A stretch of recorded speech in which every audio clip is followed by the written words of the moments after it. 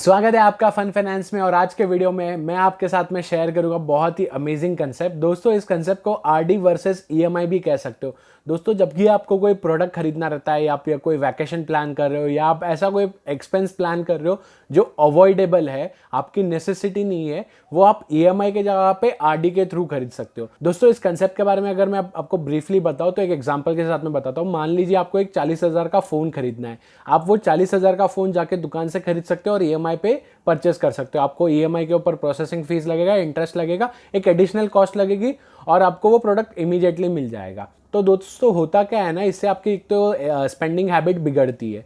दूसरा प्रॉब्लम इससे ये होता है कि आपको एडिशनल कॉस्ट लगती है। तो जब आप आरडी लगाते हो तो आपको दूसरा एक फ़ायदा होता है कि आपको उसके ऊपर एडिशनल इंटरेस्ट मिलता है। दूसरी चीज़, आपको कोई एडिशनल प्रोसेसिंग फीस वगैरह नहीं देना पड़ता है और आपको एक हैबिट लगती है। एक बार आपको ये हैबिट लग गई कि आपको अगर कोई भी प्रोडक्ट खरीदना है और आप उसके लिए पहले से प्लान करते हो, तो आपकी एक्सपेंस मैनेजमेंट, इनकम मैनेजमेंट और सेविंग्स मैनेजमेंट, ये सारी जो फाइनेंशियल प्लानिंग वाली चीज़ें हैं वो बहुत ही अच्छी तरीके से होती है। स्टार्टिंग में आपको शायद एक या दो परचेस के लिए लगे, यार मुझे ये प्रोडक्ट परचेस करने के लिए या वैकेशन पे जाने के लिए या ये चीज़ करने के लिए इतना वेट करना पड़ रहा है। बट एक बार आपको ये हैबिट लग गई तो आपको बहुत ही ज़्यादा फ़ायदा होगा। और अगर आप हैबिचुअल हो जाते हो तो आप बहुत सारे एक्सपेंसेस जो आपके होते हैं वो इसी वे में करके उसका फ़ायदा उठा सकते हो। तो आइए मैं आपको मेरे स्क्रीन पे चल के, एग्जैक्टली डेस्कटॉप के स्क्रीन पे चल के आपको उसका फ़ायदा बताता हूँ।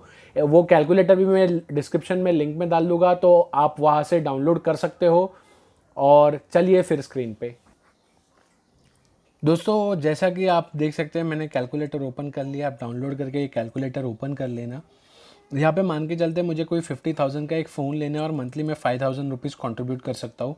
तो यहाँ पे मंथली कॉन्ट्रीब्यूशन टू आरडी में 5,000 रुपीज़ डालूंगा और लोन लेने के लिए मुझे 50,000 रुपये का लोन लगेगा। इंटरेस्ट रेट आरडी पे 5 to 6% के आसपास रहता है। मान के चलते हमें 5.5% का इंटरेस्ट मिल रहा है और 5,000 रुपये मैं मंथली कॉन्ट्रीब्यूट कर रहा हूँ, तो मुझे 10 मंथ्स लगेगा। तो इसी तरह से मुझे यहाँ पे जो इंटरेस्ट डालना होगा वो मेरे जो लोन रहेगा, पर्सनल लोन या ईएमआई, उसके लिए इंटरेस्ट जनरली रहता है 13 to 14% के रेंज में, अगर आपका सिबिल वगैरह अच्छा है तो। और आपको एडिशनल उसके ऊपर बहुत सारे लोन्स के ऊपर जीएसटी भी लगता है, तो कुल मिला के वो 15% तक चला ही जाता है ऑन एन एवरेज। और पीरियड हम लोग मान के चलते हैं कि इसमें 12 महीना हमें लेना होगा। और प्रोसेसिंग फ़ीस अगर आपको लगती है तो उस हिसाब से, ये सपोज़ मान लेते हैं आपको 1% या 2% प्रोसेसिंग फ़ीस लगेगी, तो 1,000 रुपीज़ आपको प्रोसेसिंग फ़ीस लगेगी। तो कुल मिला के आपका 4,500 रुपीज़ तक का ईएमआई आएगा और मंथली कॉन्ट्रीब्यूशन आप 5,000 रुपीज़ कर सकते हो। और अगर आप इसको 9 मंथ करोगे तो ये 6,000 चला जाएगा। और मान लेते कि उतना आपका बजट नहीं है हर महीना कंट्रीब्यूट करने का, तो ये आपको 12 मंथ ही रखना पड़ेगा। तो जैसा कि आप देख सकते हो, आपका एडिशनल जो कॉस्ट हो गई, टोटल कॉस्ट सेव हो रही है इससे, वो हो रही है 6,500 के करीब। उसके अलावा अगर मैं बात करूँ तो यहाँ पे आप 55,000 रुपीज़ पे कर रहे हो। आप इसमें देख सकते हो कि आप एडिशनल जो पे कर रहे हो वो 55,000 रुपीज़ कर रहे हो, तो जो कि बहुत ज़्यादा कॉस्ट है 50,000 के लिए। सामने आप 55,000 आपको पे करना पड़ रहा है।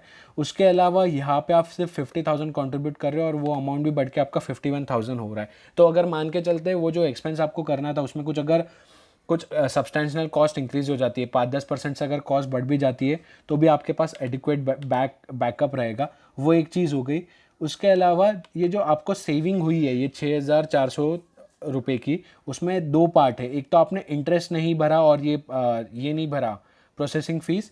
उसके अलावा आपको आरडी के ऊपर ये इतना 1,200-1,300 रुपये का इंटरेस्ट मिला है, वो भी आपका एक फ़ायदा हो गया। तो कुल मिला के आप अगर देखोगे तो आपका 12 से 13%, ये मैंने यहाँ पे कैलकुलेशन में ये भी बिठा के रखा है कि कितना फ़ायदा होता है। तो जनरली वो क्या करता है, ये वाला अमाउंट इसके साथ में डिवाइड करता है, तो ऑलमोस्ट आपका 13% जितना फ़ायदा हो रहा है। अगर आप ये करते थे तो 13% आपका ज़्यादा जाता था। तो इसी तरह से आप दोस्तों काफ़ी सारा पैसा बचा सकते हो। आप जनरली ईएमआई पे परचेस करते हो, अगर नो कॉस्ट ईएमआई रही और आपको वो जीएसटी भी लग रही है तो भी आपको समझ लीजिए 600-700 रुपये एडिशनल कॉस्ट तो लगनी है।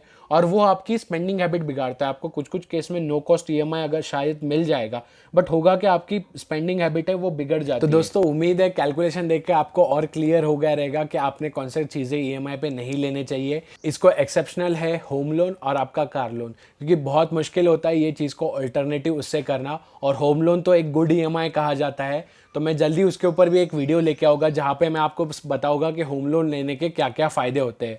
तो ये वीडियो को आप ज़्यादा से ज़्यादा लोगों तक शेयर कीजिए, इस वीडियो को लाइक कीजिए, ताकि दूसरे लोगों को भी ये कंसेप्ट के बारे में पता चले और वो इन सारी चीज़ों का फ़ायदा उठा सके। अगर आपके कोई भी क्वेश्चंस है तो वो आप मुझे कमेंट सेक्शन में पूछ सकते हो। Thank you. जय हिंद।